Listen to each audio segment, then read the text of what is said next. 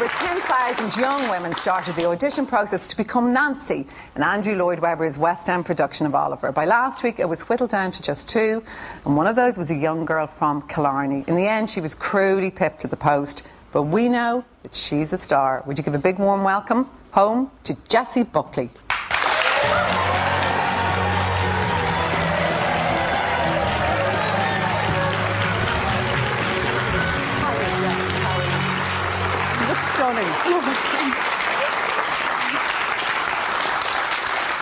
You were robbed. Oh.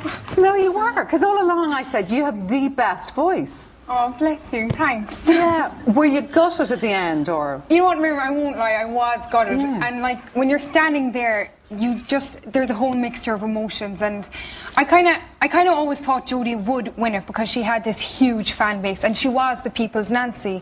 But when you're standing up there as part of the final 2, you go, it could actually be me, you know, he could actually say my name for the right reason. So when he didn't, I won't lie, I was like, oh. But, like, one of the problems was we couldn't vote for you. Like, you know, part of the reason with all the support you have in Ireland, all the support in Kerry, and no one could actually vote for you. So that's probably why you didn't get it. Well, you know what, in a way, yeah, it was a huge disadvantage, but in my own mind, I wanted to give myself a huge tap in the back because I got through this whole competition on my own merit, on what I love doing. So, yeah, it was a huge disadvantage, but I kind of was like, yes, I've got to the final 2 on my own merit at 18. That's not bad. That's unbelievably brilliant. Yeah. Seriously. And I know you got your singing talent from your mom, Marina Cassidy, who's in our audience tonight. You got it from her. But how did you go into this auditioning process in the first place? Well, I was actually over in London at the time auditioning for drama school, and I'd been auditioning there on the Friday and Saturday, and unfortunately I got the door in my face on the Saturday, and I won't lie, I was gutted then because you kind of get a feel for something, and it was my first taste of rejection as well. So I had a cry on Saturday, and the next morning this kind of inner strength was like, okay, I have to go do this. I have to pick myself up. I'm not letting one rejection ruin what I love doing for the rest of my life. So I joined the queue, and I won't lie, I was standing in the queue, and there was like an actress on my left and an actress on my right, and they were like saying, yeah, I've been on such and such a program and I've done such and such a role. I was like, I'm actually chancing my arm here. Am I kidding myself? Should I just leave?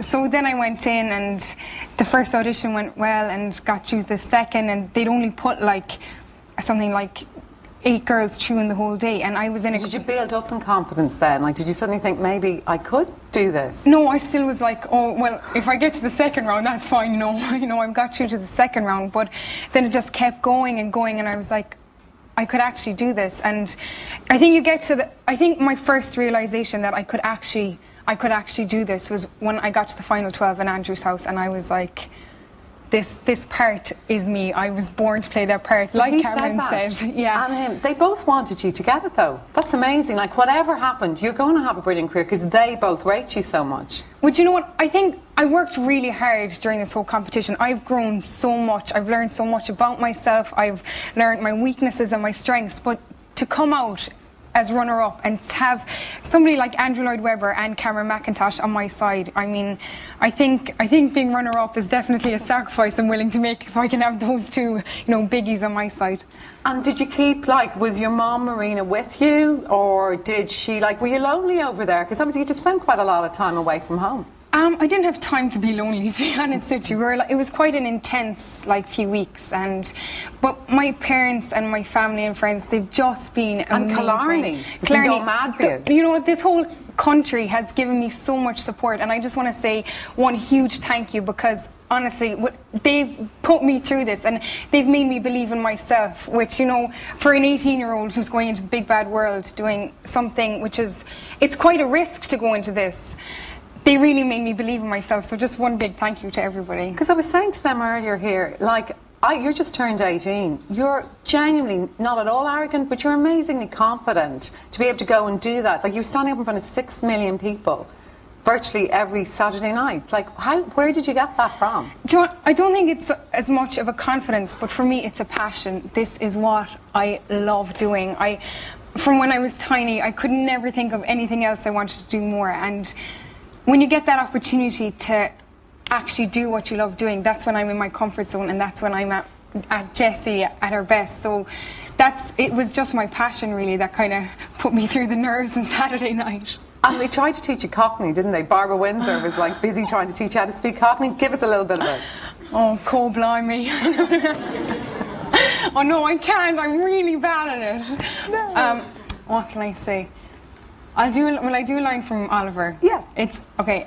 Fagin, these sausages are mouldy. That's what Charlie Bates says. I think that sounds great. We want to put that I'm quite embarrassed now. And I know, because I asked earlier, for you, one of the best bits was, didn't you go and meet loads of, from your point of view, famous people that you loved over there? Tell us who you met. Oh, well, that was like the icing on the cake. I mean, we got to go to a few film premieres and we met George Clooney, who was, you know, easy on the eyes, you know, I won't deny that. Is he drop dead gorgeous? Yeah, he is drop dead gorgeous. Mind you, he could be your father. True. Yeah. Okay, who else? And we met Ashton Kutcher, who actually looked like he'd just been carved by Michelangelo. It was just kind of going... Okay. Okay. And then my favourite was Sex and City premiere. I am a huge fan, and like Sarah Jessica Parker was just like walking past me with this carnation growing out of her head, and she just looked amazing. And the carnation was a bit weird though. Yeah, but she kind of pulled it off because of who she was, really, you know. But my favourite person that we met was Liza Minnelli. That was a treat and a half, and to get the opportunity to work with somebody of her calibre. Was she nice to you? She was so down to earth, so passionate. And when we went to see her the night before, her passion was still it was still there, as if she'd just gone up on the stage for the first time. It was an absolute inspiration to watch her. But did you have to pinch yourself sometimes? Because although you were on this huge show, at the same time, you are just Jessie Buckley from Killarney, and suddenly you are like catapulted into meeting, okay, George Clooney. I'm pinching myself. No, I mean, I'll be honest with you, it still hasn't hit me what I've just done and what I've just achieved. I mean, who would have thought last summer that I'd be sitting on this couch talking to you, you know? Well, it's my luck that you are. And it's mine, okay. Yeah. And hey, there's other perks. She's got the most divine shoes. She bought those today, and a perk was the guy recognised you, didn't he? And he gave me the shoes. He gave me a discount on these bad boys, so I was like, my life has just got so good.